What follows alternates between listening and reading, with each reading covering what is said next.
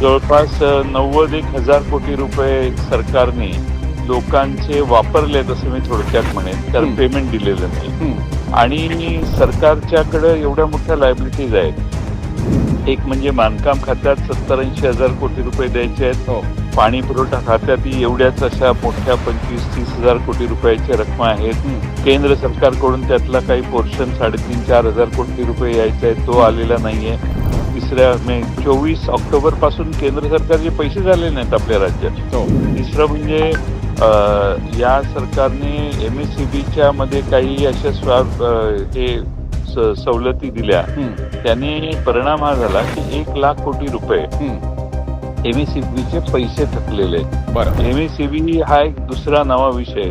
पुढच्या वर्ष-दीड वर्षात सरकारने काही केलं नाही तर होईल. सरकार आता त्याला लिव्हरेज करून बाहेरून कर्ज काढायचा प्रयत्न करतंय. आताच 2-3 GR मी परवा बघितले. 23 का 24 हजार कोटी रुपये त्यातनं सरकार कर्ज काढून उभं करून त्यांना थोडा ब्रीदिंग स्पेस द्यायचा प्रयत्न करते. MSCB देखील आर्थिक संकट, कारण काय आहे या सरकारला मतांच्या पलीकडे काहीच नाहीये. त्यामुळे मतं मिळवण्यासाठी, लोकांना खुश करण्यासाठी लोकांच्या व्यवस्था मोडीत निघाल्या. नंतर काय व्हायचं ते हो, अशी मानसिकता जर असेल तर अलीकडच्या सगळ्या लोकांची, तर मला चिंता वाटते की पुढं आपण इतर राज्यांच्या मागं पडू. बेरोजगारी वाढेल, परिणाम आपल्या सगळ्याच अर्थव्यवस्थेवर महाराष्ट्राच्या होईल.